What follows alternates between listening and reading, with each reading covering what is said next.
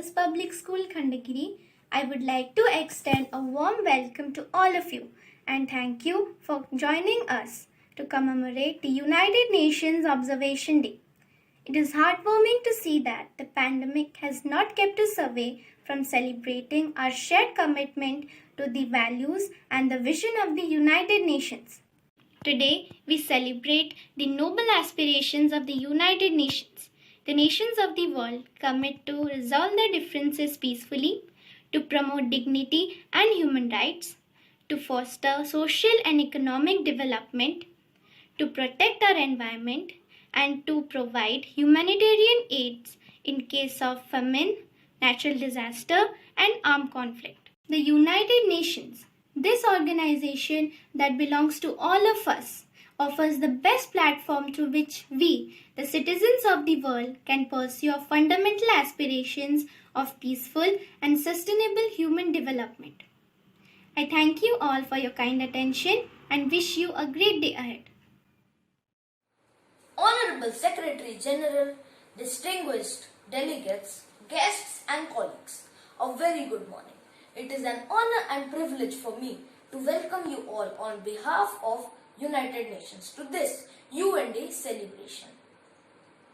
United Nations, what is it all about? How it all started? Let me throw some light on this. United Nations is an international organization founded on 1945. It is currently made up of 193 member states. The mission and work of the United Nations are guided by the purposes and principles contained in its founding charter. The charter was signed on 26 June 1945 by the representatives of 50 countries. Poland, which was not represented at the conference, signed in later and became one of the official 51 member states. The United Nations came into existence on 24 October 1945 when the charter was ratified by China, France, the Soviet Union, United Kingdom, the United States and by a majority of other signatories. How it all started. In 1945, when the representatives of 50 countries met in San Francisco, they were faced with a world shattered by 6 years of war. Freedom, democracy and the rule of law had been preserved but at an unimaginable cost. That is why the UN Charter that the delegates signed into being that year was underpinned by 3 fundamental rights: peace, security, development and human rights. 75th anniversary of UN Charter. The year 2020 marks the 75th anniversary of United Nations and its founding charter. Today we face a global pandemic. People rightly raise their voice against racism. Confronting problems is a start, but we also have to solve them. We have a timeless guide to tackle our shared challenges and fix the world's fragilities. That guide is the United Nations Charter. The Charter was signed 75 years ago and its principles ring as just true today. Let us act together to defeat the pandemic, prevent climate catastrophe, uphold the equality of women and men, and pave the way for a safer, healthier, more just and sustainable world. On the United Nations 75th anniversary, we asked people around the world to share their vision on #TheWorldWeWant. This video highlights photos from the virtual exhibit #TheWorldWeWant, a special collection of 75 photos curated from more than 50,000 images from over 130 countries, illustrating our common hopes and dreams for the future. I wish everyone a happy United Nations Day. Thank you.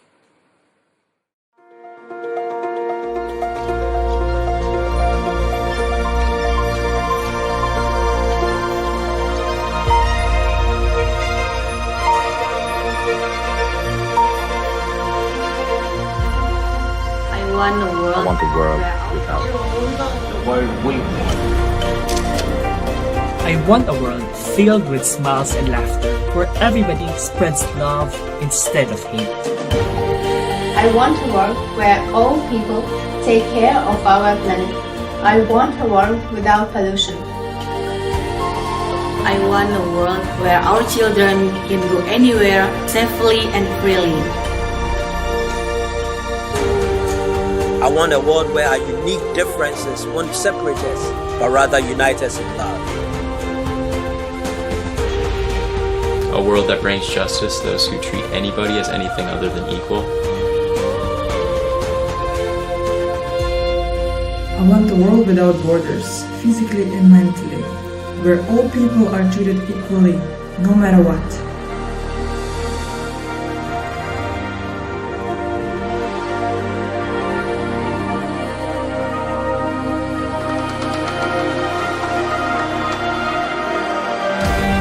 I want a world of liberation, a world where we can breathe without borders of identity, gender, or race. A world where we are free, spoken, heard, and equal. A world where we can all belong.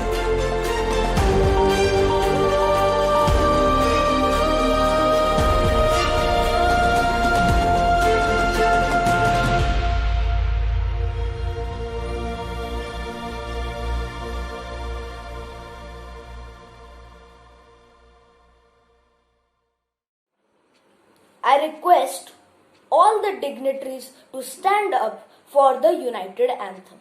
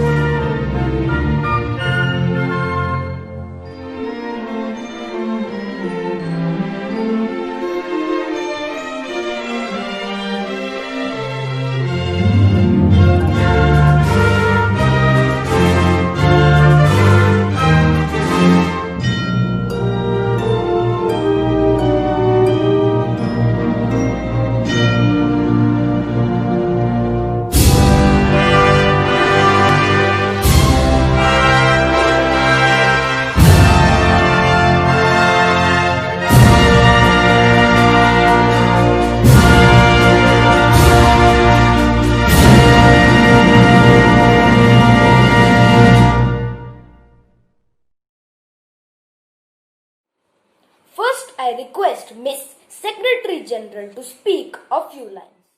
Good morning, distinguished guests and country's representatives. COVID-19 is not only a wake-up call, it is a dress rehearsal for the world of challenges to come. The pandemic has taught us that our choices matter. As we look to the future, let us make sure we choose wisely.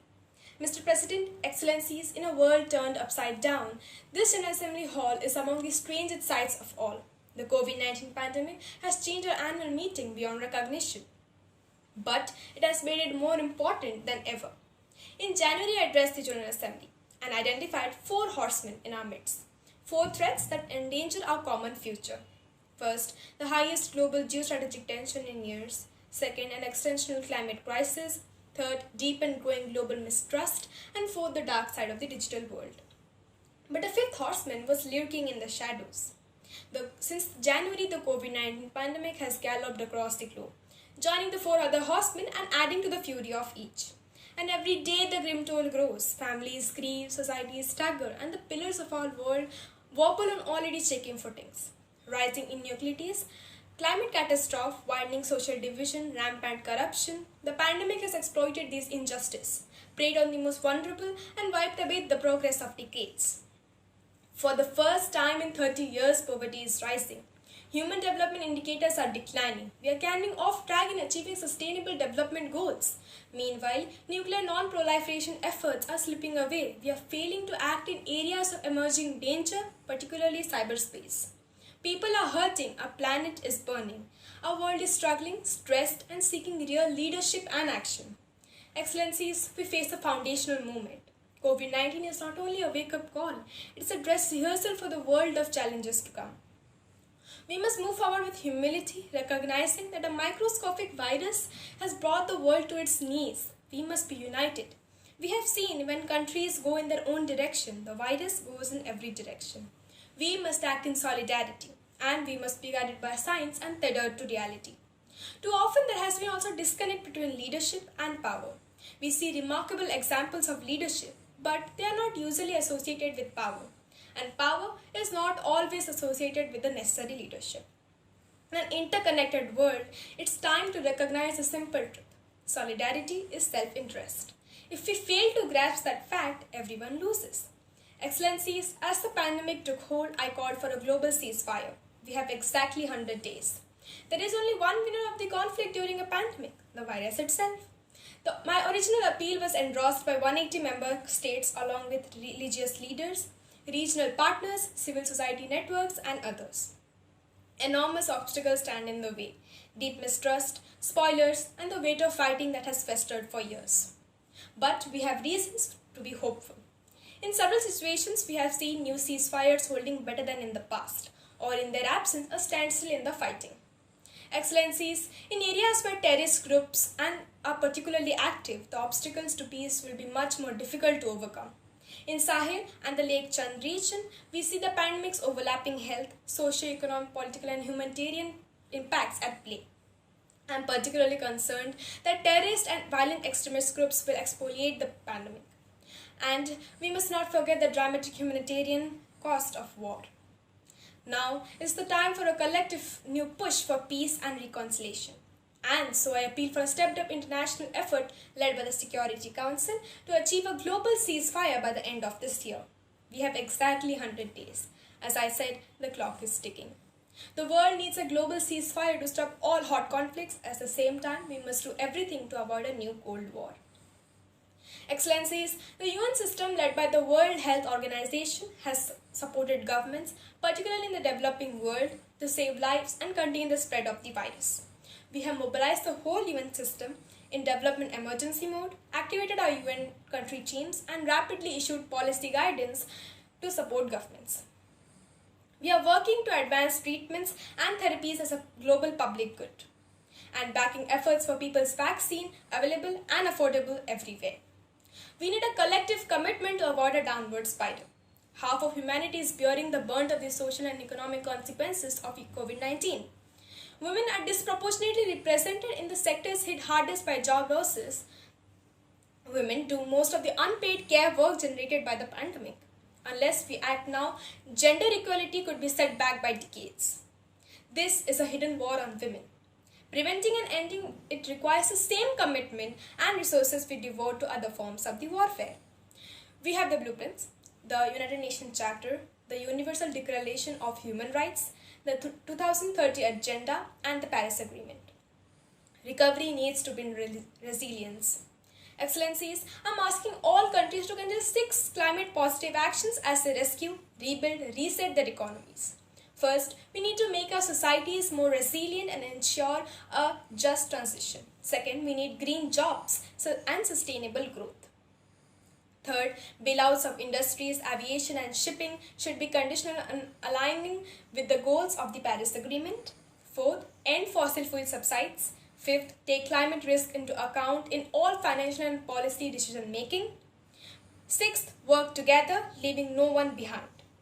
A new global deal must be rooted in a fair globalization based on the rights and dignity of every human being, on a living balance in the nature, and on responsibilities to future generations. Trade needs to be free and fair. Dear friends across the world, we cannot respond to this crisis by going back to what was or withdrawing into national selves. To overcome today's fragilities and challenges, we need to be more international cooperation, not less. Strengthen multilateral institutions, not a retreat from them. Better governments, global governments, not a chaotic free-for-all. The pandemic has upended the world, and that upheaval has created space for something new. Ideas once considered impossible are suddenly on the table. Large-scale actions no longer seem so daunting. In just months, billions of people have fundamentally changed how they work, consume, move, and interact. In commemorating the 75th anniversary of the United Nations, the General Assembly has invited me to report on our common agenda for the future. I welcome this opportunity for a process of profound reflection involving us all. Let us draw inspiration from our achievements across the history of the United Nations, and let us vanquish the 5 horsemen and build the world we need: peaceful, inclusive, and sustainable. The pandemic has taught us that our choices matter. As we look to the future, let us make sure we choose wisely. Thank you.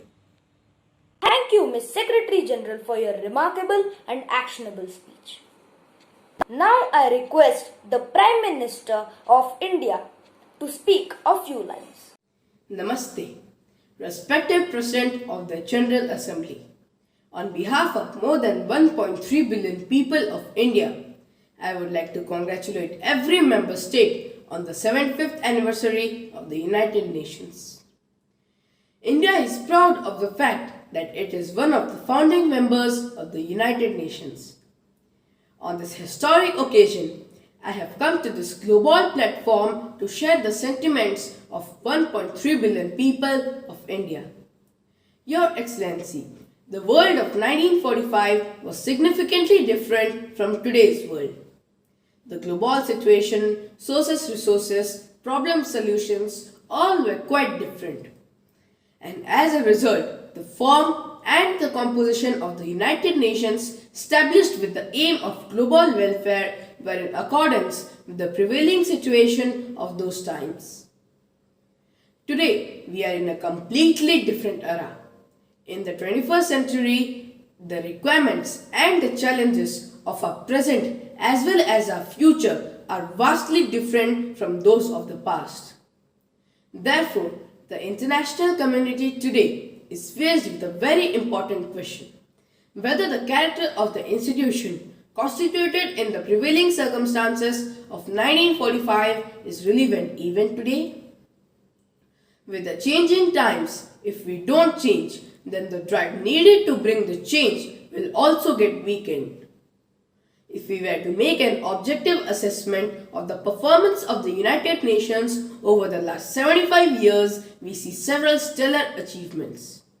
One could say that we have successfully avoided a third world war.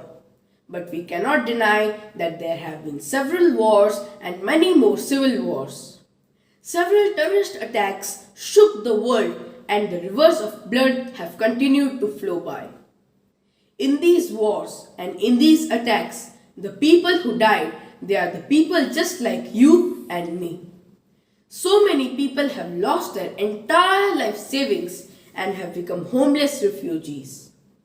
During those times and even today, can we suggest that the efforts of the United Nations to tackle these issues were sufficient? Over the last 8 to 9 months, the whole world has been battling the pandemic of the coronavirus. Where is the United Nations in this joint fight against the pandemic? Where is its effective response? Your Excellency, reform in the responses, in the processes, and in the very character of the United Nations is the need of the hour. It is a fact that the faith and respect that the United Nations enjoys among the 1.3 billion people of India is unparalleled. But it is also true that the people of India have been waiting for a long time for the process for the reforms of United Nations to get completed. For how long will India be kept out of the decision-making structures of the United Nations? This is a country which is the largest democracy of the world. This is a country which has hundreds of languages, hundreds of dialects, many sects and many ideologies. This is a country which was a leading global economy for centuries and also one which has endured hundreds of years of foreign rule. Excellency, when we were strong, we were never a threat to the world. When we were weak, we never become a burden on the world. Your Excellency, how long would a country have to wait, particularly when the transformational changes happening in that country affect a large part of the world? Your Excellency, the ideals on which the United Nations was founded and India's own fundamental philosophy has lot of commonality. They are not different from each other. Within the halls of the United Nations, one has often heard the words, "The world is one family." We treat the whole world as one family. Your Excellency, following the mantra of reform, perform, transform, India has made great efforts to bring about transformation in the lives of millions of its citizens. In just about 4 to 5 years, India has brought over 400 million people into the formal financial sector. This was not an easy task, but India has proved that it can be done. Today, India is one of the leaders in digital transactions. Today, India is providing digital access to its millions of its citizens and in the process ensuring empowerment and transparency. Just a few days ago, India has initiated a huge project for connecting its 600,000 villages with broadband optical fiber. Your Excellency, in the changed circumstances of the post-pandemic era, we are moving forward with a vision of self-reliant India. A self-reliant India will also be a force multiplier for the global economy. Today, it is also being ensured that there is no discrimination in extending the benefits of all the schemes and initiatives to every citizen of the country. Large-scale efforts are being made in India to promote women entrepreneurship and leadership. Indian women today are the biggest beneficiaries of the largest microfinancing scheme of the world. Your Excellency, in its journey towards progress, India wants to learn from the world as well as share its own experiences with the world. I am confident that on the occasion of the 75th anniversary, the United Nations and its member countries will endeavor a strong commitment to maintain the relevance of this great institution. Stability in the United Nations and empowerment of the United Nations are essential for welfare of the world. On the occasion of the 75th anniversary of the United Nations, let us once again pledge to dedicate ourselves for the welfare of the world. Thank you. Thank you, Honorable Prime Minister, for your speech. Now I request the Prime Minister of Pakistan to speak a few lines. Mr. President, Secretary General Guterres, Excellencies, ladies and gentlemen, I am honored to address the United Nations General Assembly once again. I congratulate His Excellency, Mr. Volkan Bozkır, on his election as the President of the 75th session of the General Assembly. We also appreciate the skillful leadership of the outgoing President, His Excellency Tijani Mohammed Band, especially during the COVID-19 crisis. We commend the leadership of Secretary General Antonio Guterres in these turbulent times. Mr. President, since my government assumed office, a consistent effort has been to fundamentally transform Pakistan. We envisage Naya Pakistan to be modelled on the principles of the state of Medina, established by a holy prophet. To achieve this goal, we need to have peace and stability.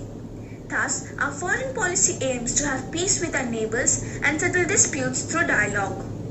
Mr. President, the 75th anniversary of the United Nations is an extremely important milestone, as this is the only body in the world that can help us achieve our goal of peace and stability in our neighborhood.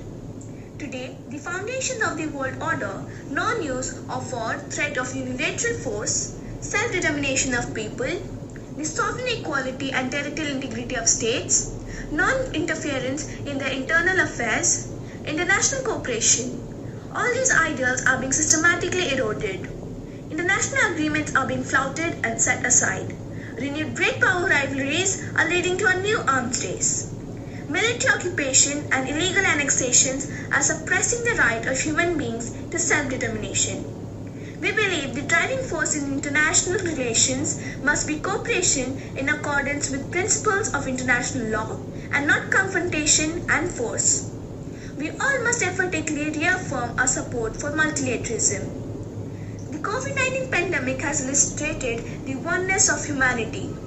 In our interconnected world, no one is safe unless everyone is safe. Locking down to control the pandemic has triggered the worst recession since the Great Depression in the last century. This has hit the poorest countries the hardest, as well as the poor in all the countries.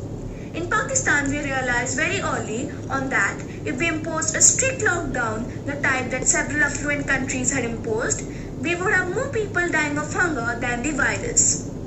Therefore, we adopted a policy of smart lockdown. Even though a smart lockdown was heavily criticized in the beginning, but thanks to Almighty Allah's grace, we have not only managed to control the virus, stabilize the economy, but most importantly, we have been able to protect the poorest segment of the society from the worst fallout of the lockdown. Today, Pakistan's response is cited among the success stories in controlling and responding to the pandemic. However, we are still not out of the woods, like no country is out of the woods today. Mr. President, we appreciate the G20's official debt suspension initiative and the emergency and rapid financing offered by the IMF, World Bank, Asian Development Bank, and UN agencies. This, however, is not enough. The IMF has estimated that developing countries will need over $2.5 trillion to respond and recover from the crisis. The official debt suspension will need to be extended and expanded. Additional debt relief measures will also be needed. Mr. President, this year I must again reiterate the threat posed to mankind due to climate change. Unprecedented fires in Australia, Siberia, California, Brazil, unprecedented flooding in various parts of the world, and record temperatures even in the Arctic Circle. This should make us all worried for our future generations. Pakistan's contribution to carbon emissions is minimal, but it is one of those countries most affected by climate change. Yet we have decided to take the lead as we consider addressing climate change a universal responsibility. We have launched an extremely ambitious program to plant 10 billion trees in the next 3 years as a contribution to mitigating the effects of climate change. Mr. President, the pandemic was an opportunity to bring humanity together. Unfortunately, it has instead fanned nationalism, increased global tensions, and given rise to racial and religious hatred and violence against vulnerable minorities in several places. These trends have also accentuated Islamophobia. Muslims continue to be targeted with impunity in many countries. Our shrines are being destroyed, our Prophet insulted, the Holy Quran burned, and all this is in the name of freedom of speech.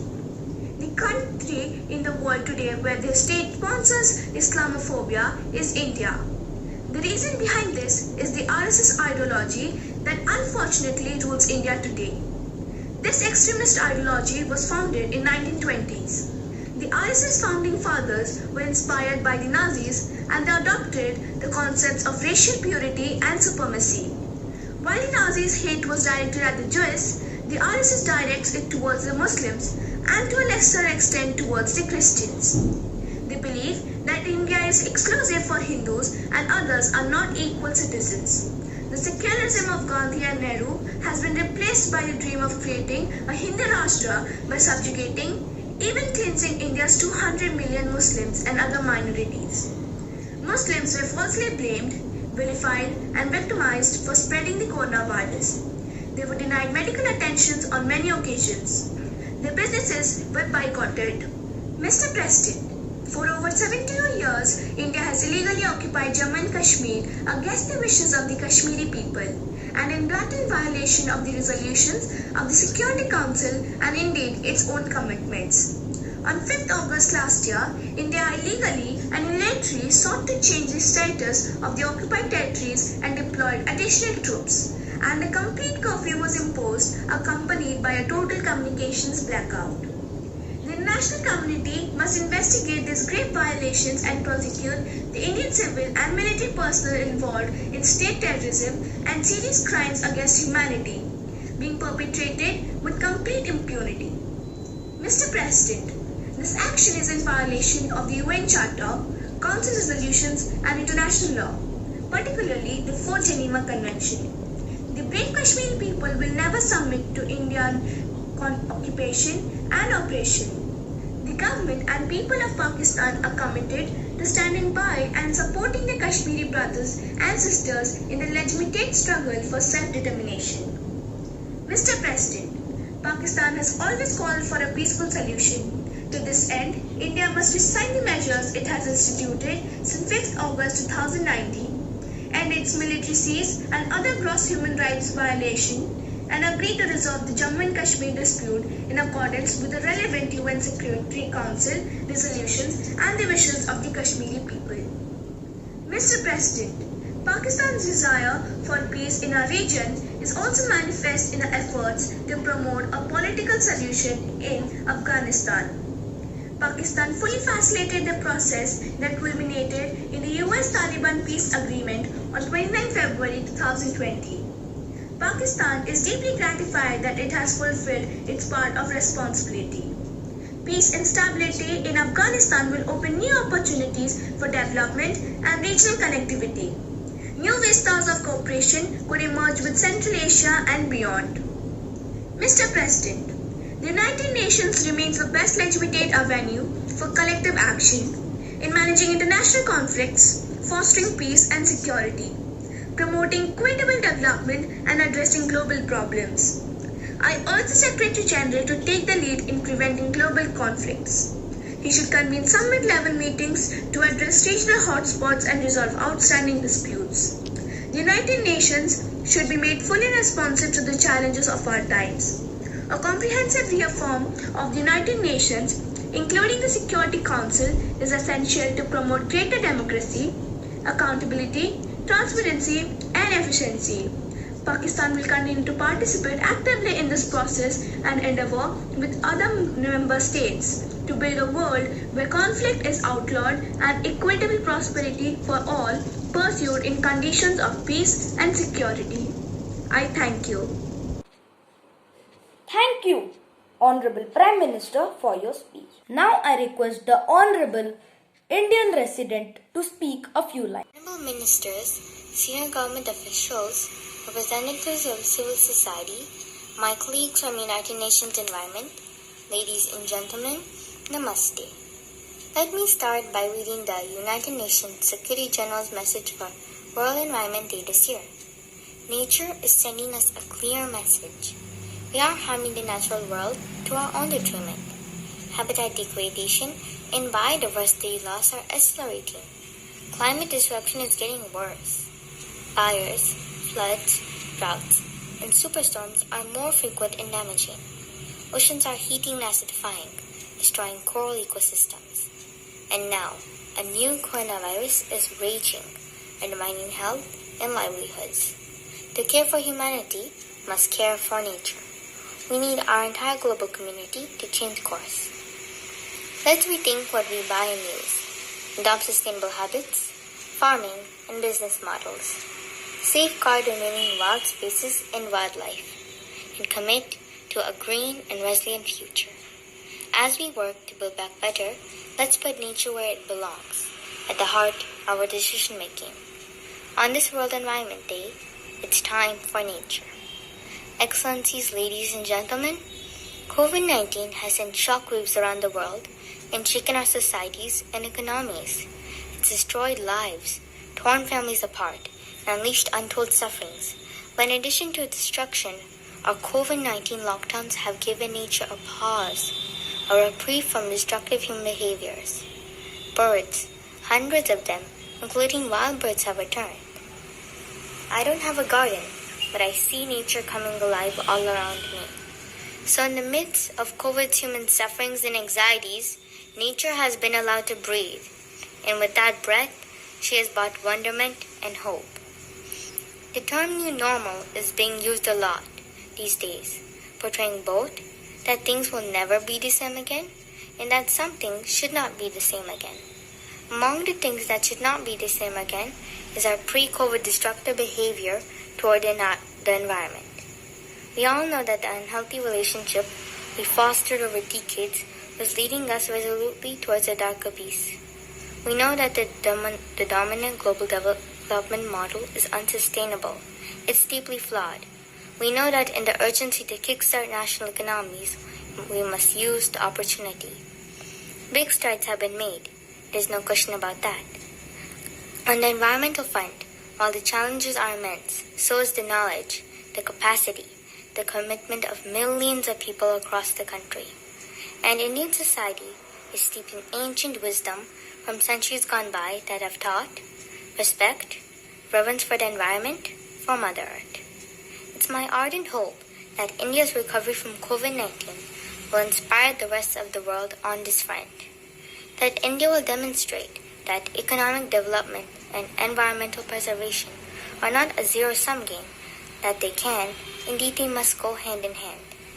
India's soft power is particularly effective.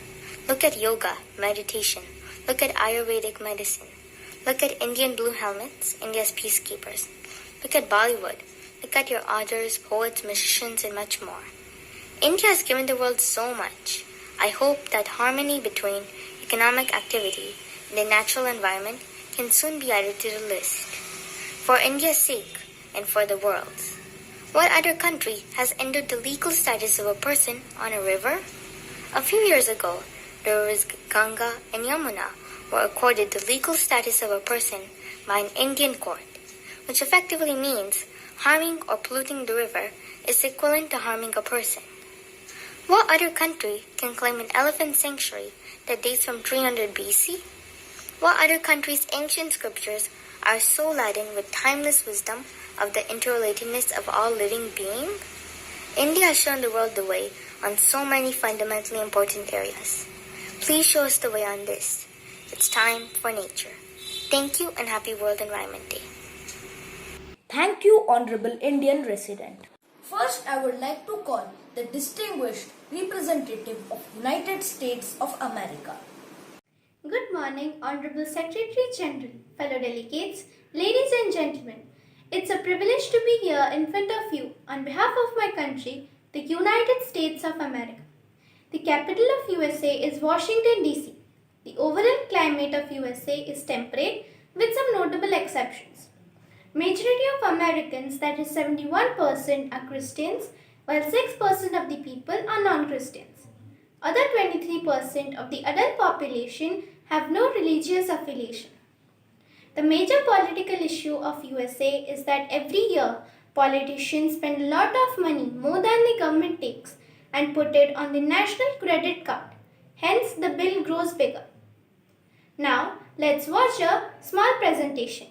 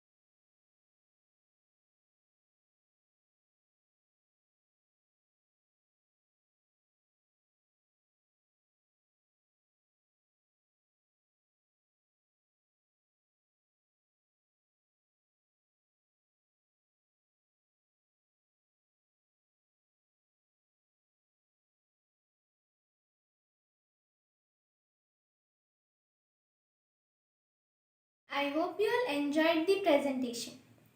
75 years ago, the United States stepped forward when this bold new venture known as the United Nations needed a permanent home, and we remain proud to serve as that home to this day. The vast networks of organizations, agencies, and functions show that the UN has grown well beyond the vision of its founders and must continue to guide its every action. The United States has played a central role in these successes, not only as the host nation, but as the UN's largest and most reliable funder for all of its 75 years. Thank you. Thank you. Now I would like to call the distinguished representative of Russia. Dobre Utro, Honorable Secretary General, fellow delegates, ladies and gentlemen. It's a privilege to be here in front of you on behalf of my country, Russia. The capital of my country is Moscow. The general weather conditions of Russia can be described as warm to hot dry summers and very cold winters with temperatures of -30 degrees Celsius. The major types of flora are Volga Delta and lotus flower. The major types of fauna are snow leopards, reindeers, polar bear, Arctic fox, etc. The religions followed in Russia are Russian Orthodoxy, Orthodox faith, Christianity, Jewish, Buddhism, Islam, and Juva religion. The political issues in my country is that Russia saw extreme political upheaval and constitutional reforms announced by President Vladimir Putin, leading to resignation of the government. The impact of Russia in COVID-19 compared to Europe and Asia was delayed. The first Russian was diagnosed on February 17 by Japanese doctors. On March 1st, President Vladimir Putin declared that Russia was entirely under control. Let's all watch a small presentation.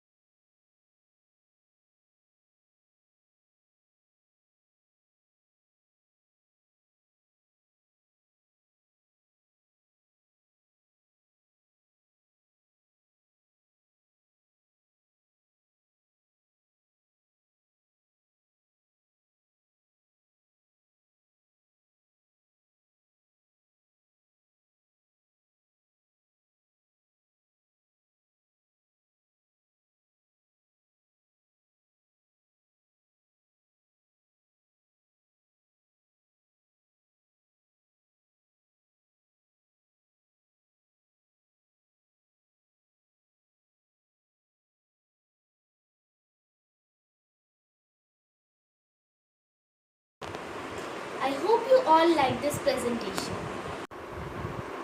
75 years ago, on 24th of October in 1945 in San Francisco, an organization of United Nations was created. Many countries signed up for it, and 5 of the countries were permanent members. I am proud to announce that Russia was one of the permanent members.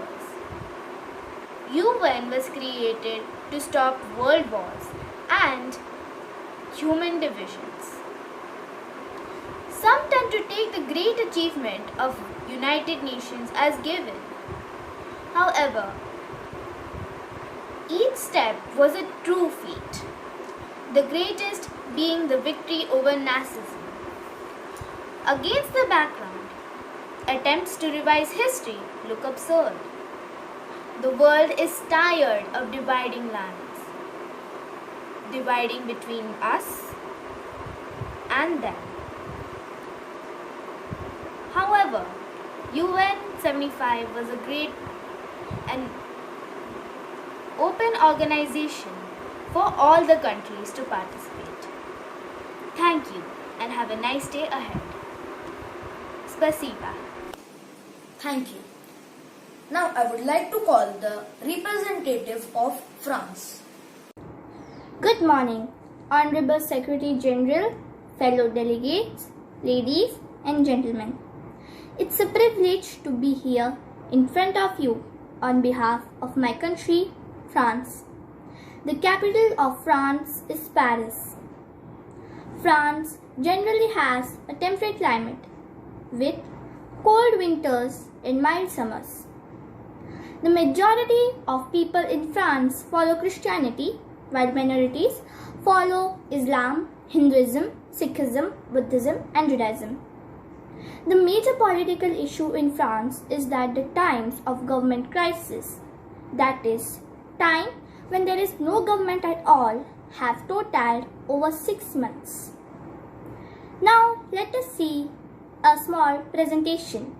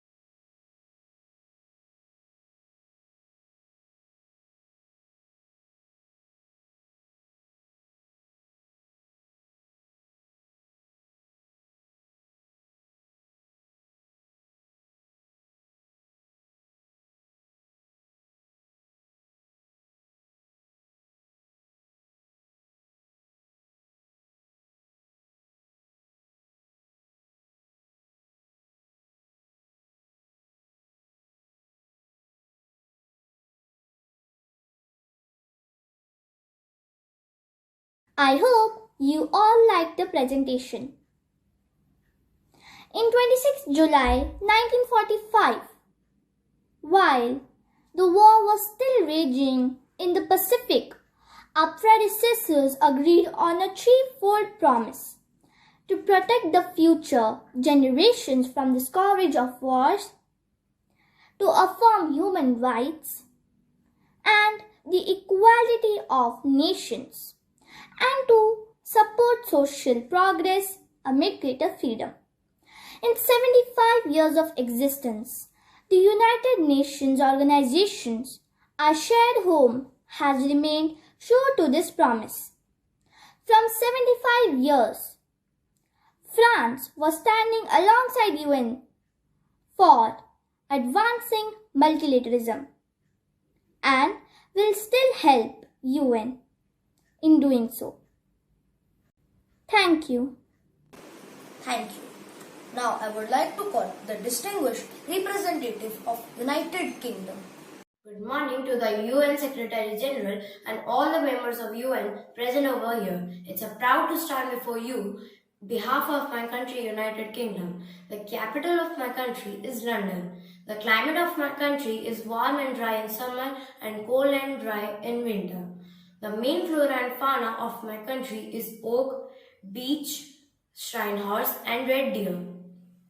The religion followed in my country is Christianity. The other main religions followed in my country are Hinduism, Judaism and Buddhism. Pollution, low pay and poverty are some of my socio-economical issues of my country. The impact of COVID-19 has affected severely on education of children trade, business, some of tourist places, malls, buildings of my country. Let's check a PPT on it.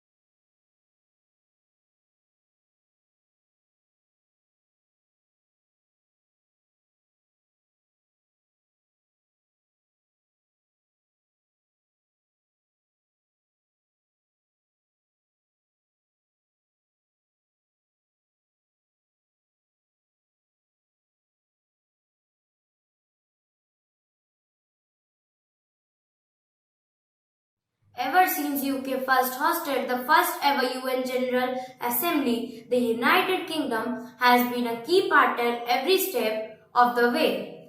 The declaration is intended to recommit the member of the United Nations to its founding principle and to global cooperation for peace, sustainable development and human rights. It has potential to pave the way reform of our international system to better address the change of the future and the task of building back better after COVID-19 pandemic. It would allow member states to demonstrate how they intend to answer the challenge of creating the world we want and the UN we need.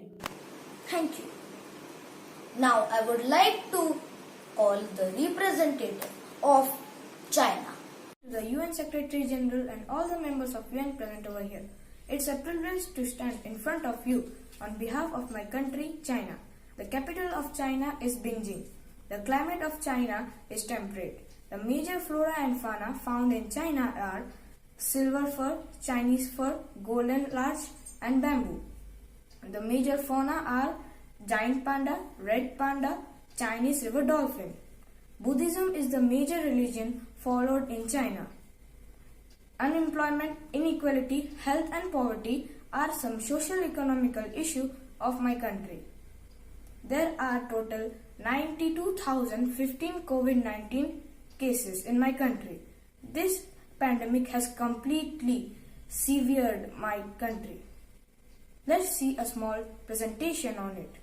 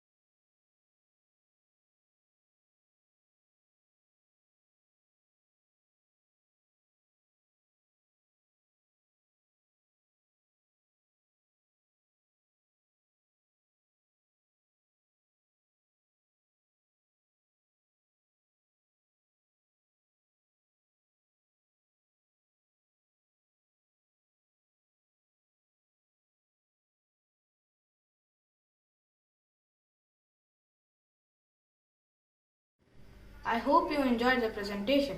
China was the first to sign with UN, the founding member of UN and the only developing country that takes the permanent seat on the Security Council. China will continue to be a true follower of multilateralism.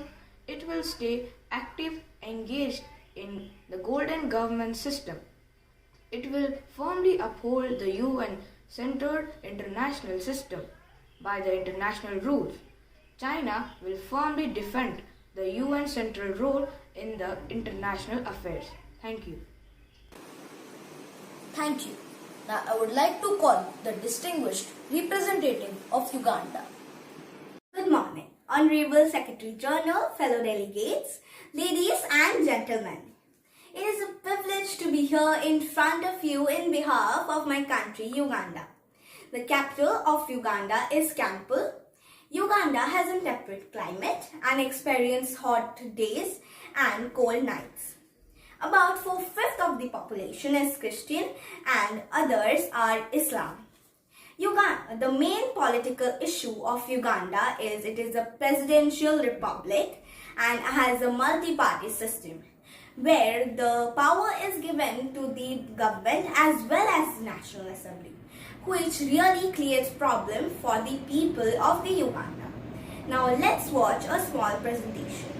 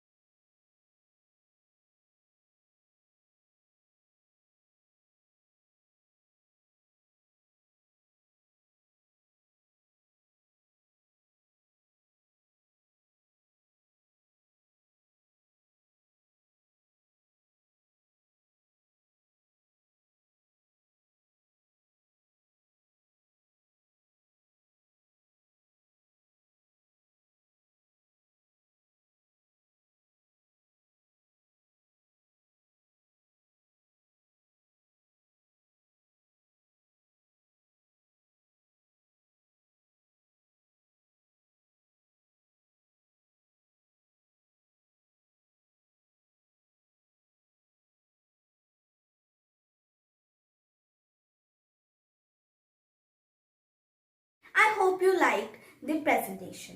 Uganda promised maintaining international peace and security, promoting human rights, focusing on social, economical development as well as natural disaster and armed conflict, and also protecting the environment of Uganda. Thank you. Thank you. Now I would like to call the representative of Azerbaijan. Good morning, Honorable Secretary General, fellow delegates, ladies and gentlemen. It's a privilege to be here in front of you on behalf of my country, Azerbaijan. The capital of my country is Baku. Azerbaijan enjoys the continental climate influenced with warm summer and very cold and dry winter. The main religion of Azerbaijan is Islam. Few people also follow religions like Judaism, Christianity and Zoroastrianism. The name Azerbaijan means land of eternal fire, which comes from Zoroastrians who pray to fire. Currently there is ethnic and territorial conflict and war with Armenia over a disputed land of Nagorno-Karabakh.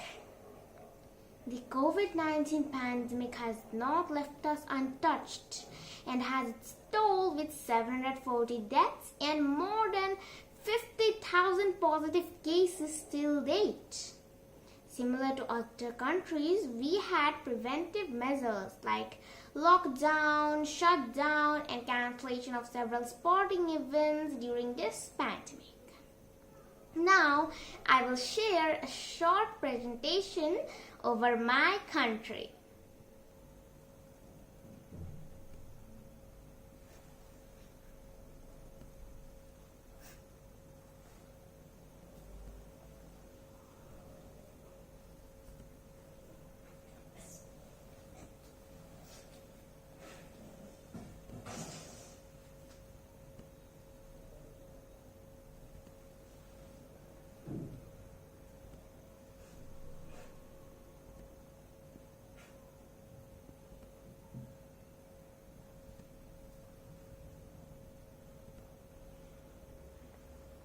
Çok sağ olun.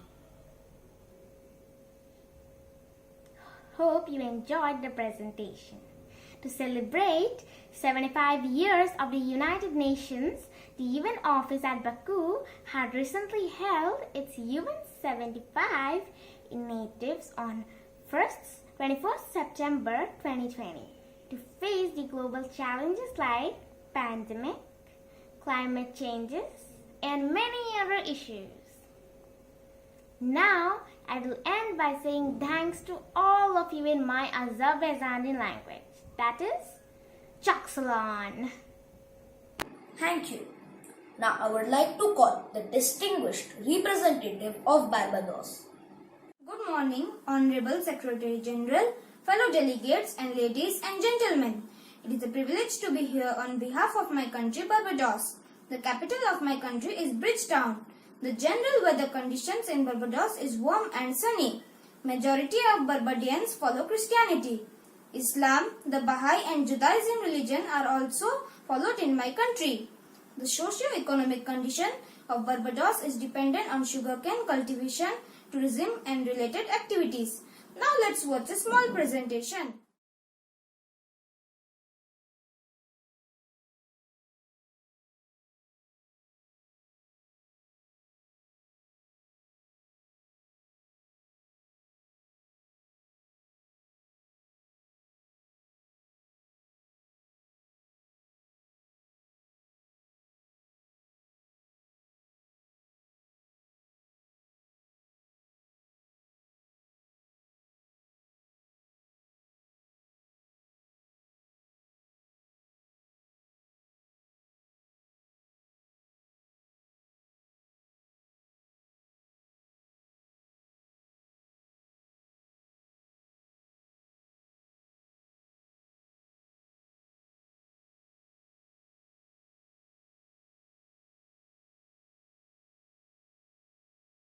I hope you all enjoyed the presentation.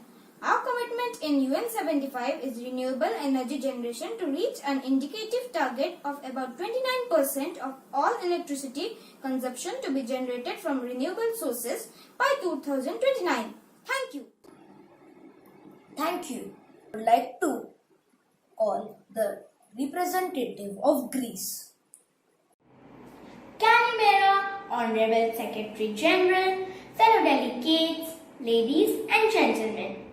It's my privilege to represent my country, Greece. The capital of my country is Athens, which is the largest city in the Greece. Greece is located in southern East Europe. The climate of my country is Mediterranean, with summers that are usually hot and dry, winters that are quite cold and wet. Now let's talk about flora and fauna.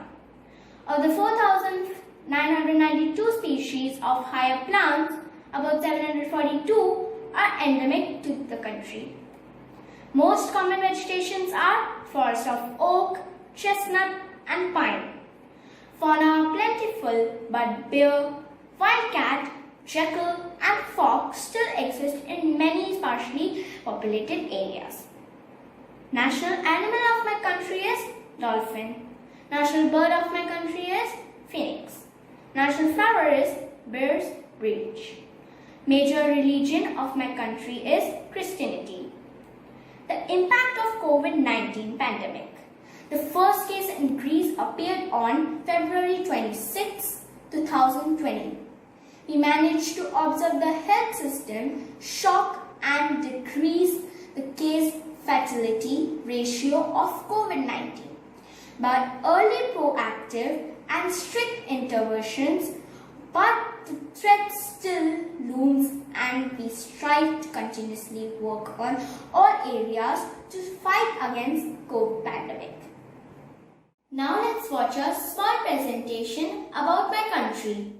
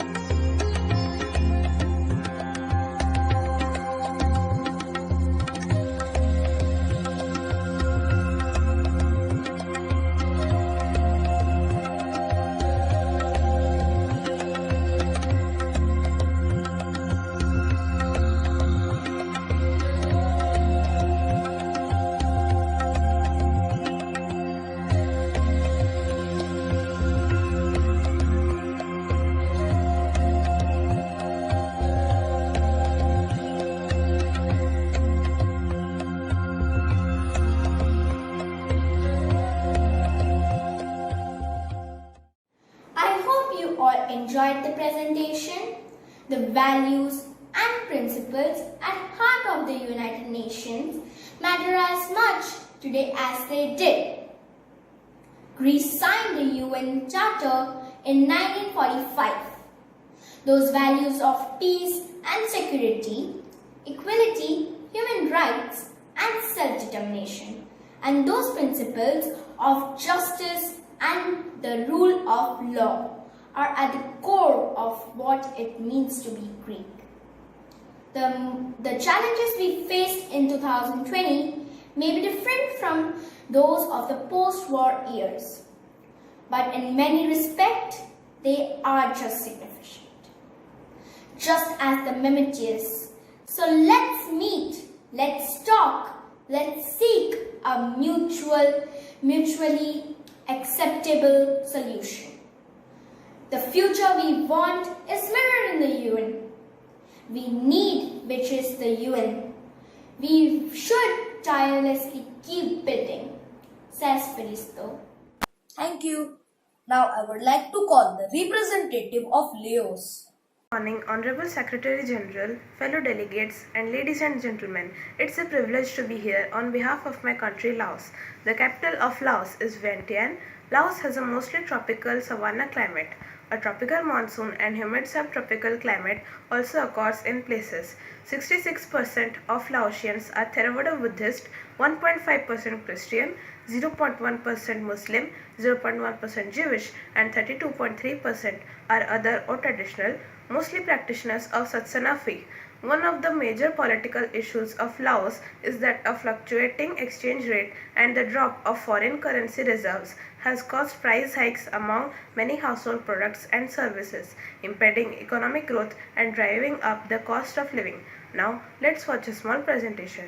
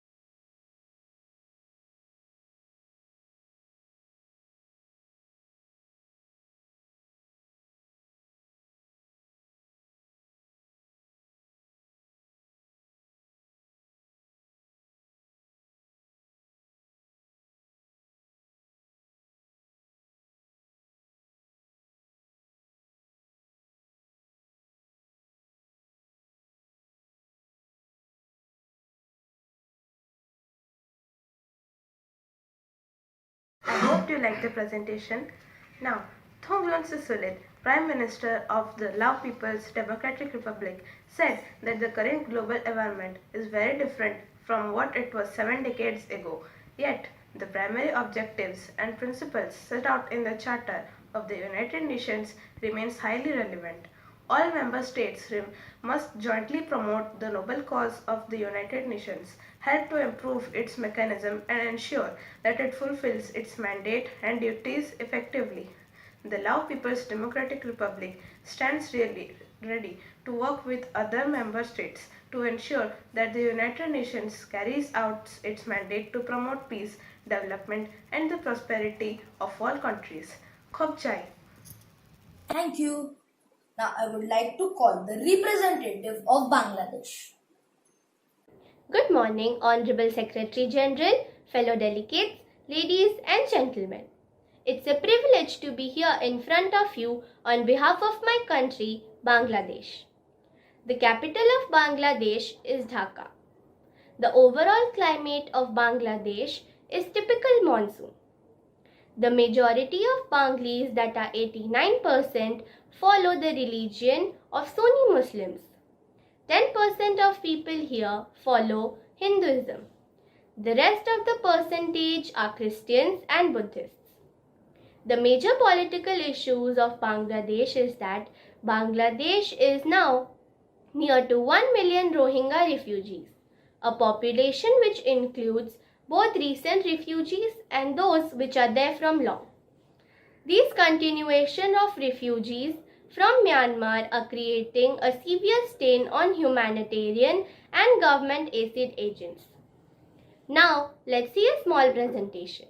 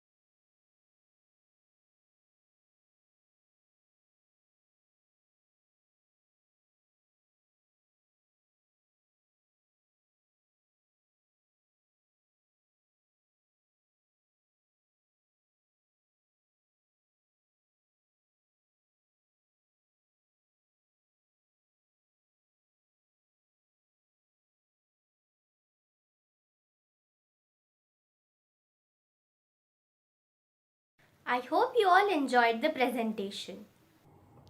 The noble ideals enshrined in the United Nations Charter are very ideal for which millions of people have made the supreme sacrifice.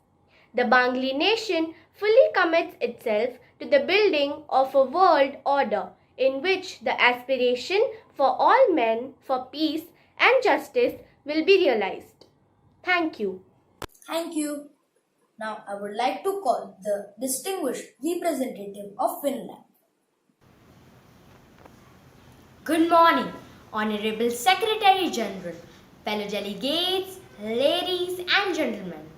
It's a privilege to be here in front of you on behalf of my country, Finland. The capital of Finland is Helsinki. Finland is a country located in the northern Europe. Finland gained its independence on 6th December 1917 from the Duchy of Sweden. The present national flag was adopted as national flag in 1918. Cross in the flag depicts the region of the country.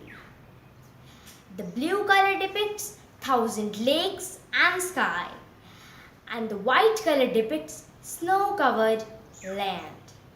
The national animal of Finland is brown bear. The national bird of Finland is swan, and the national flower of Finland is lily of the valley. The staple food of Finland is fish, potatoes, rice or pasta. Finland is predominantly a Christian nation. Now let's see a short presentation on my country, Finland.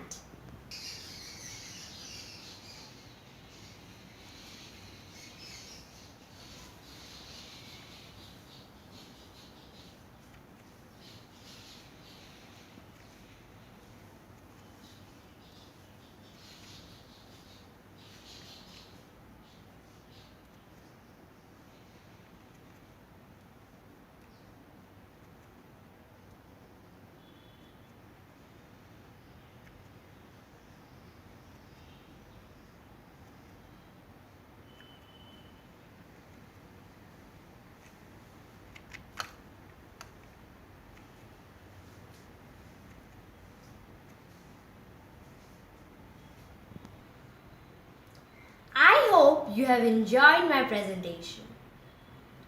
In the UN conference, the President of Finland said that Finland will remain fully committed to the United Nations and its principles.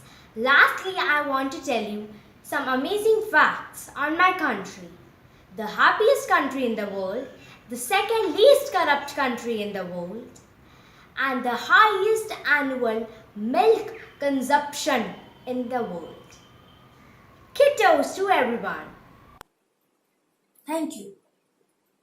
Now I request the representative of Ethiopia to speak a few lines. Good morning. Distinguished Secretary General, fellow delegates, ladies and gentlemen. It's my privilege to be here in front of you all on behalf of my country, Ethiopia. The capital of my country is Addis Ababa. Ethiopian climate varies according to the different topographical regions.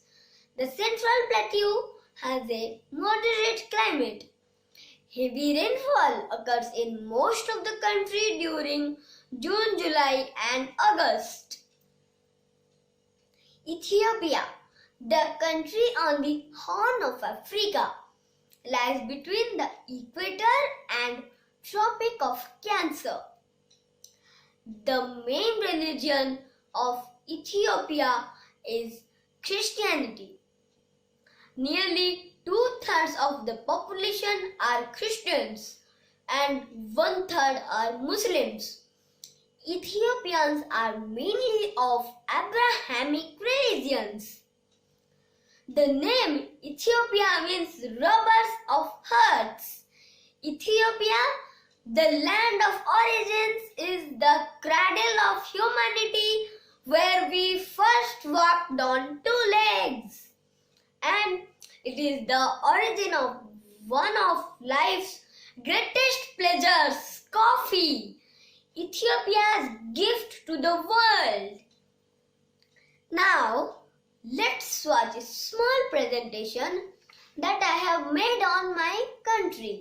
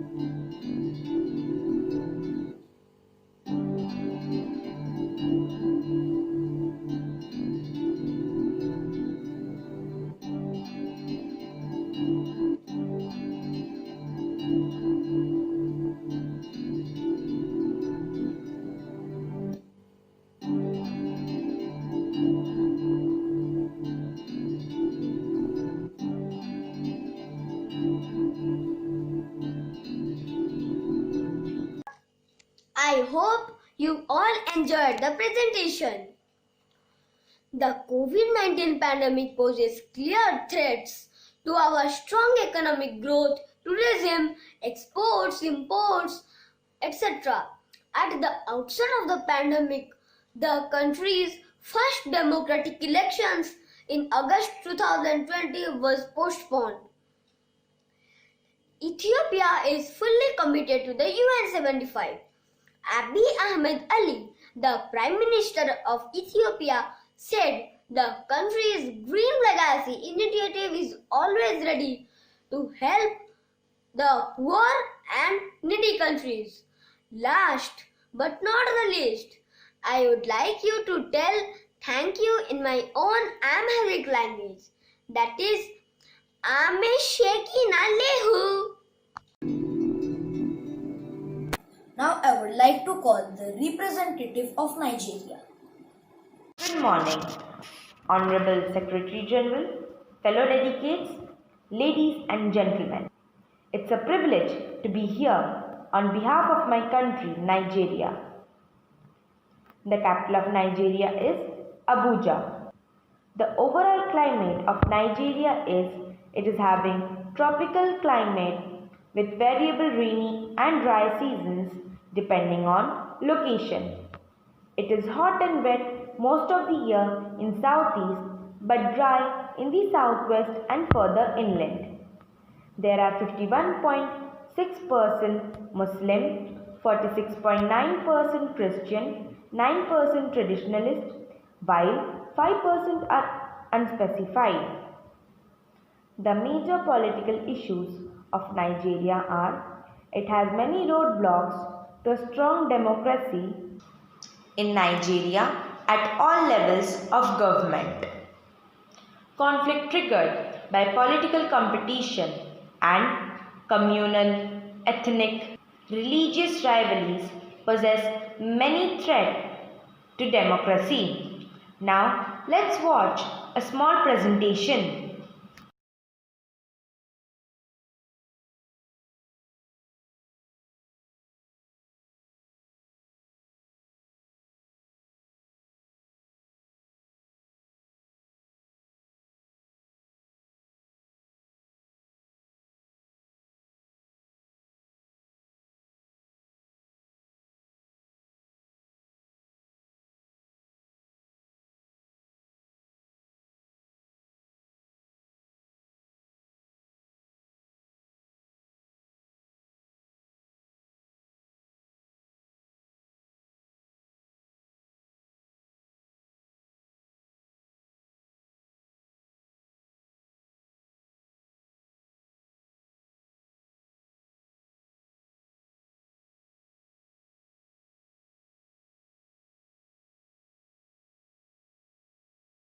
I hope you all enjoyed the presentation.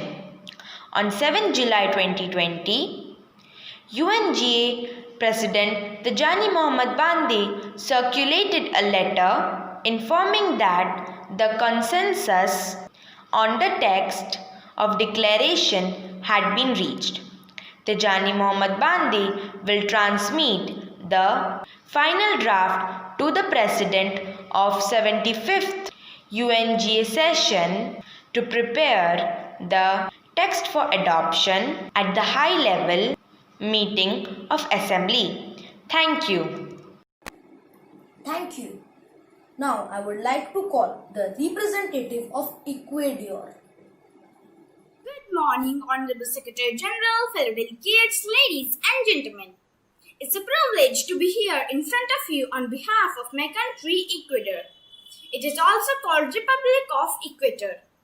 The capital of my country, Ecuador, is Quito. The current president of Ecuador is Lenin Moreno.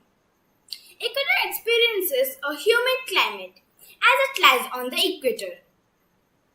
Ecuador has 10% of the world's plant species and 8% of the world's animal species. The national flower of Ecuador is rose and the national animal is Andean condor. When it comes to the religion, the Ecuadorian society is relatively homogeneous, with Christianity being the primary religion. The language of Ecuador is Spanish. Impact of COVID-19 is high on the economy of Ecuador. Death rate of Ecuador is minimum in comparison to other countries. Now let's watch a small presentation.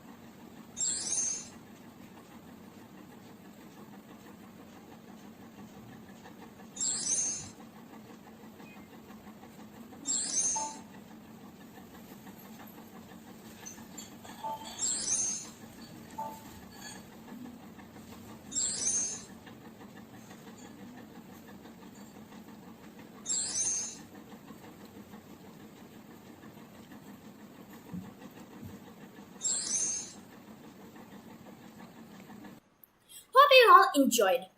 Now I am going to tell about UN 75 and Ecuador. On UN 75, Lenin Moreno stressed some issues like alarming inequality, nuclear confrontation, devastation from climatic phenomena, migration crisis, and etc. At last, I am going to tell thank you in my Ecuadorian language, that is, gracias.